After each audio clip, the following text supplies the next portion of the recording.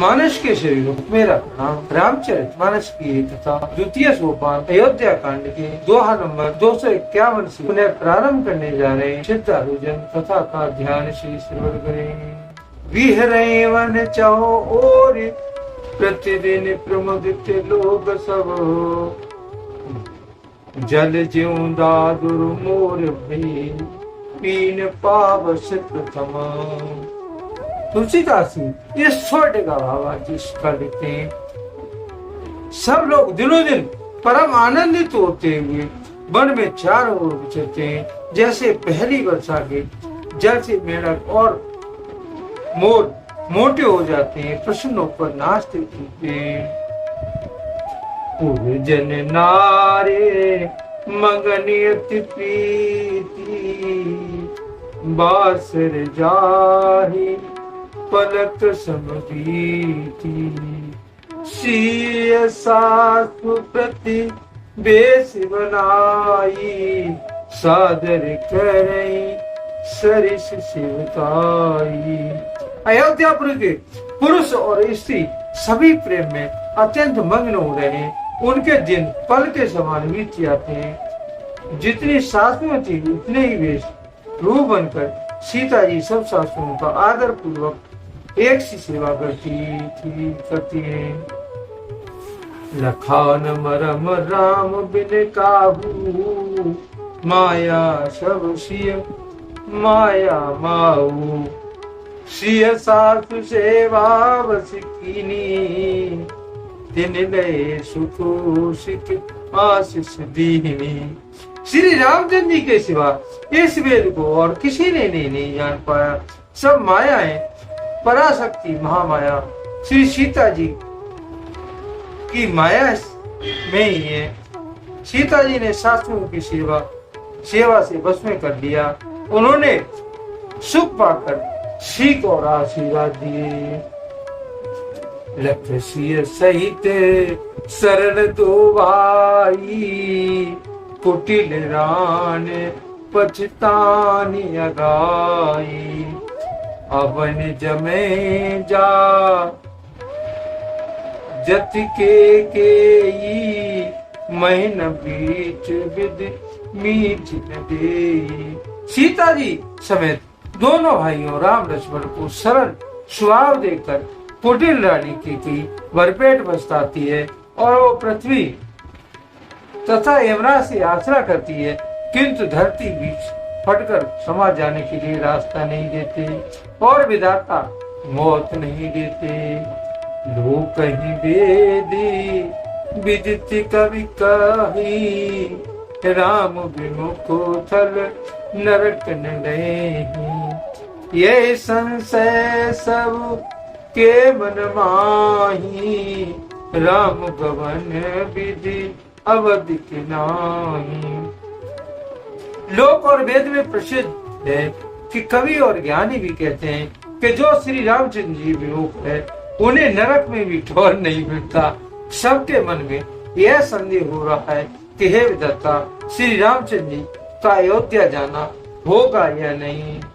निश्चिन नींद नहीं भूख दिन, मरत विकले सुच सोच। नीच कीच विच मगन जस, में मीनो सदिल सकोच। सियापति राम जय जय राम, मेरे प्रभु राम जय जय राम। मंगल भवन अमंगल हारी, द्रवहु दशरथी अजर बिहारी।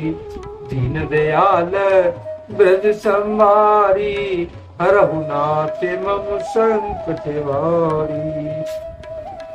तुलसीदास जी इस दोहे का भावार्थ लिखते हैं। भरत जी को न तो रात को नींद आती है और न ही दिन में भूख भी लगती है। वे पवित्र सोच में ऐसे विकल हैं जैसे नीचे तल के कीचड़ में डूबी हुई मछली को जल की कमी व्याकुल होती है। की न मात मिसी काल कुचाली, इति भीत जसी पाकत साली। के विधि होई राम अभिषेक, मोही अब करते उपाय नहीं को। भरत जी सोचते हैं कि माता के मिस्से काल ने कुचाल की है, जैसे धान के पकते समय इति का वह उपस्थित हो जाता है। श्री रामचंद्र जी का राज्याभिषेक किस कार हो, मुझे तो एक भी उपाय नहीं सूझ पड़ता। अवश्य फिरे गुरु आयुष्मानी, मुनि पुनि कैव राम जानी। मात कहे बहु रही रघुराई, राम जनन हटि करवत ताऊ। गुरु की आज्ञा मान तो श्री रामचंद्र जी अवश्य अयोध्या को लौट चलेंगे, परंतु मुनि वशिष्ठ तो श्री रामचंद्र जी की रुचि जानकर ही कुछ कहेंगे, अर्थात वे श्री रामचंद्र जी की रुचि देखे बिना जाने के लिए नहीं कहेंगे। माता कौशल्या के कहने से भी श्री रघुनाथ जी लौट सकते हैं, पर भला श्री राम जी को जन्म देने वाली माता क्या कभी हट करेगी? मोहियन चरे करे केत के वाता, ते मोह कुसमय बाम विधाता।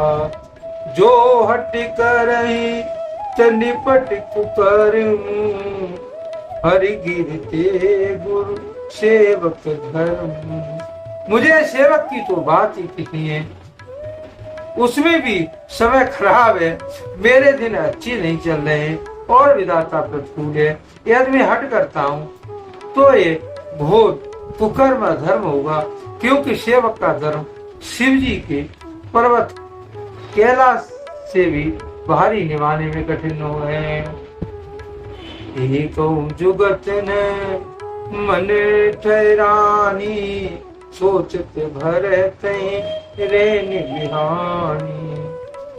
प्रात नहाई प्रभु सिरनाई, बैठत पठई ऋषि बुलाई। एक भी युक्ति भरत जी के मन में नहीं ठहरती और सोचते ही सोचते रात बीत गई। भरत जी प्रातः काल स्नान करके और प्रभु श्री रामचंद्र जी को सिर नवा कर बैठे हुए थे कि ऋषि वशिष्ठ जी ने उनको बुलावा भेज दिया। गुरुपद कमल प्रणाम करी, बैठे आयुष पाए।